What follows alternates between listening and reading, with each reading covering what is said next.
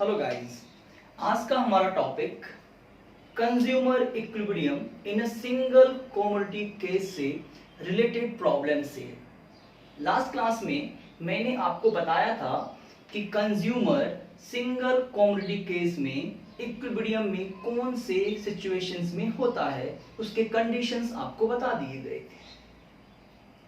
अगर simple questions आता है तो आप सॉल्व कर लेते हो, इसीलिए मैंने थोड़े से क्वेश्चन जो प्रैक्टिकल बेस्ड होते हैं ऑन सिंगल कमोडिटी केस वो मैं लेके आया हूं।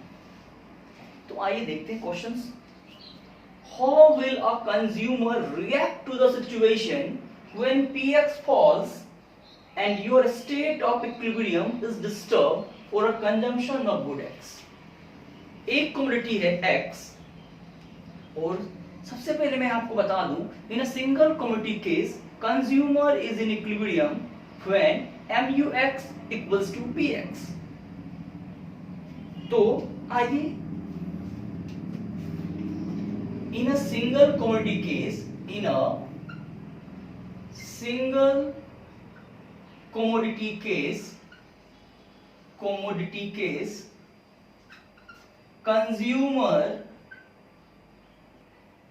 strikes equilibrium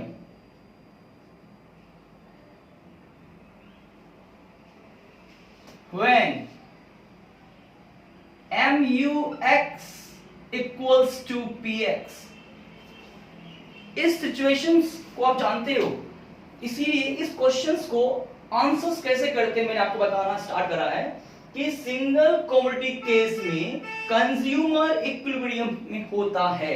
single commodity case में कंज्यूमर इक्विलिब्रियम में होता है when he satisfied this condition।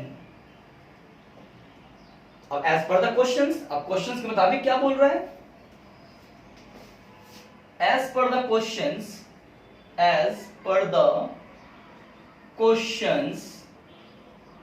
क्या हो रहा है?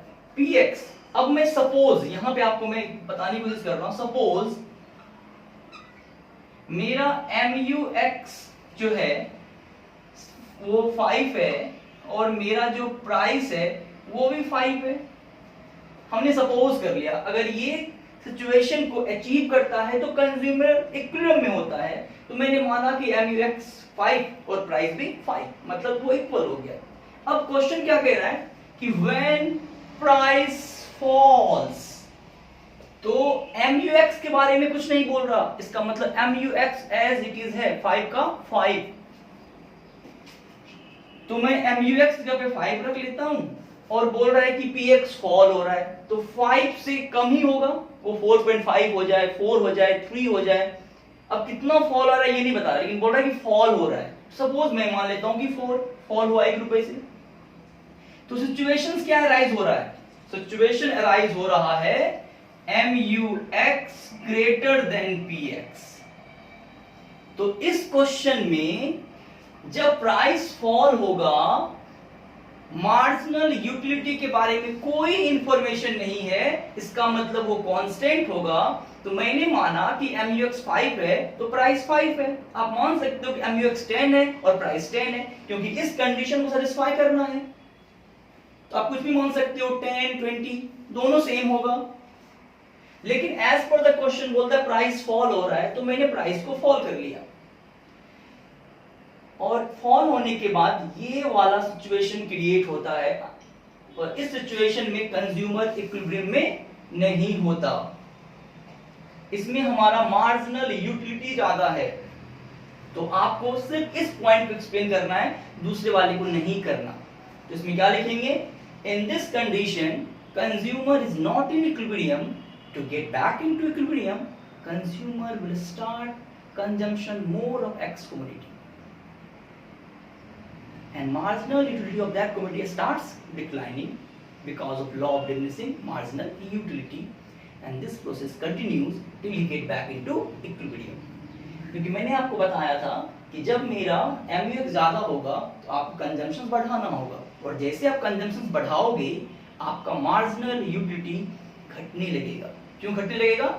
Law of diminishing marginal utility के कारण, and this process continues till he strikes equilibrium again।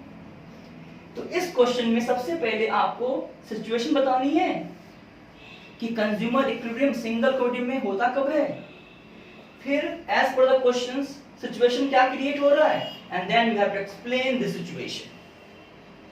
I hope आपको समझ में आ गया होगा। दूसरा क्वेश्चन क्या कहता है, आइसक्रीम सेल्स फॉर ₹10, मतलब जो मेरा प्राइस है that is px equals to 10। Given क्या क्या है वो देख लेते हैं। तो गिवन है px equals to 10। Sanju who likes ice cream has already consumed 4, मतलब संजू ने 4 आइसक्रीम खा लिए हैं, और उसका mu m मतलब 1 रुपए कितने के बराबर माना इसने, 4 के बराबर। It means mu m is given, it means mu m is given 4।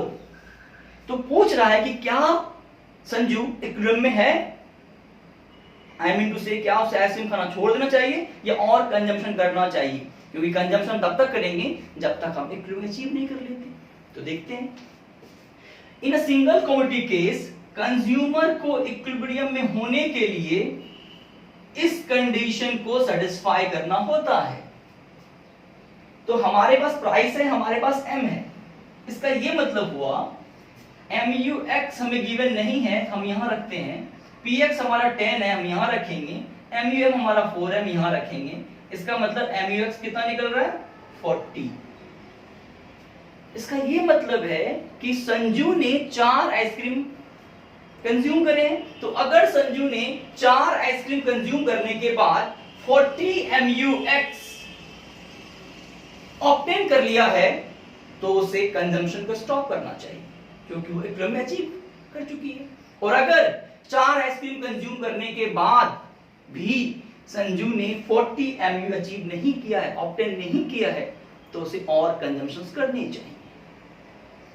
अब ऐसा मैं क्यों बोल रहा हूं, क्योंकि सिंगल कमोडिटी केस में कंज्यूमर को इक्विलिब्रियम में होने के लिए इस कंडीशन को सेटिस्फाई करना होता है, और क्वेश्चंस के मुताबिक हमारे पास px भी है और MUM भी है।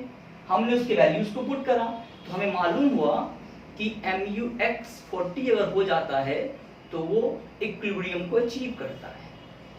तो हमारे क्वेश्चंस में ये तो नहीं दिया गया है कि वो इक्विलिब्रियम अचीव करा या नहीं करा, लेकिन हमें यहां पे ये मालूम है कि अगर 4 आइसक्रीम कंज्यूम करने के बाद संजू ने 40 MU ऑब्टेन करा होगा, it means he is in equilibrium as per the condition।